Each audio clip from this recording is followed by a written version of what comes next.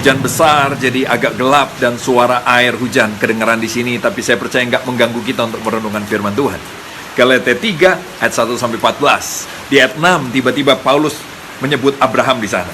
Secara itu jugalah Abraham percaya pada Allah, maka Allah memperhitungkan hal itu kepadanya sebagai kebenaran.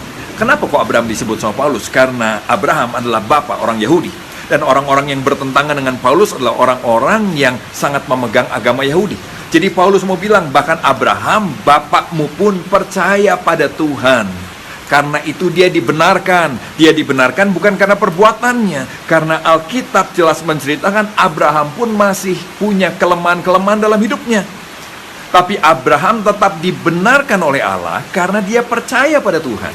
Di ayat 7 dan 9, Paulus mendorong kita semua untuk menjadi anak-anak Abraham, meneladani Abraham, meneladani imannya juga. Seperti apa sih iman Abraham itu? Abraham adalah orang yang percaya pada Allah, bukan percaya ada Allah. Beda loh, percaya pada Tuhan dan percaya ada Tuhan. Itu beda jauh. Yakobus 2 ayat 19 bilang bahkan iblis pun percaya ada Tuhan. Percaya pada Allah seperti Abraham, itu berarti juga percaya pada firman-Nya, percaya pada janjinya. Banyak orang bilang, saya percaya Tuhan, gua percaya Tuhan kok, tapi nggak percaya sama firman. Maka itu artinya bukan percaya pada Allah, itu cuma percaya ada Allah. Galatia membedakan ada dua jenis orang. Yang pertama ayat 9, dibilang orang yang seperti Abraham, orang yang dibenarkan karena iman, orang yang dibenarkan karena percaya. Akibatnya di situ dibilang menerima berkat dari Tuhan. Sebaliknya ada orang di ayat 10 yang mengandalkan ketaatan pada peraturan agama untuk selamat. Akibatnya Alkitab bilang ini, mereka berada di bawah kutuk. Kenapa orang yang mengandalkan peraturan agama kok dibilang di bawah kutuk? Karena ternyata begini, peraturan agama manapun selalu bilang begini, kalau kamu taat melakukan ini, maka kamu diberkati. Tapi kalau kamu tidak melakukan ini, maka kamu dikutuk. Nah, siapa di antara kita dari agama manapun yang bisa 100% melakukan peraturan agamanya? Nggak ada. Akibatnya apa? Menurut peraturan agama, kita ada di bawah kutuk. Sehingga hidup ikut Tuhan itu jadi berat.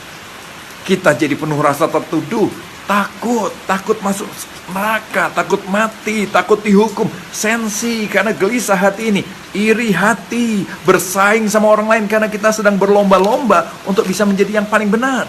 Dan kita heran, kok dia bisa, kok saya nggak bisa ya? Akibatnya munafik. Kita pura-pura benar padahal menyembunyikan banyak hal. Kita pura-pura sempurna padahal kita tahu kita jauh dari sempurna. Ayat 13 bilang begini, bahwa kutuk sudah diselesaikan di atas kayu salib Yesus. Ini jalan keluarnya. Di ayat 13, Kristus telah menebus kita dari kutuk hukum Taurat dengan jalan menjadi kutuk karena kita. Sebab ada tertulis, terkutuklah orang yang digantung pada kayu salib. Jadi Yesus mati, menyerahkan dirinya di atas kayu salib untuk menggantikan kita. Semua kutuk yang harusnya kita bayar, kita tanggung, itu ganti ditanggungkan pada Yesus. Sampai Alkitab bilang dia disebut menjadi kutuk karena kita. Saking semua kutuk kita, semua dosa kita ditanggung sama dia. Dia akhirnya dianggap menjadi kutuk karena kita. Sebaliknya di ayat 14, apa yang terjadi lewat karya salib Yesus itu? Yesus Kristus telah membuat ini supaya di dalam dia berkat Abraham sampai pada bangsa-bangsa lain. Sehingga oleh iman kita menerima roh yang telah dijanjikan itu.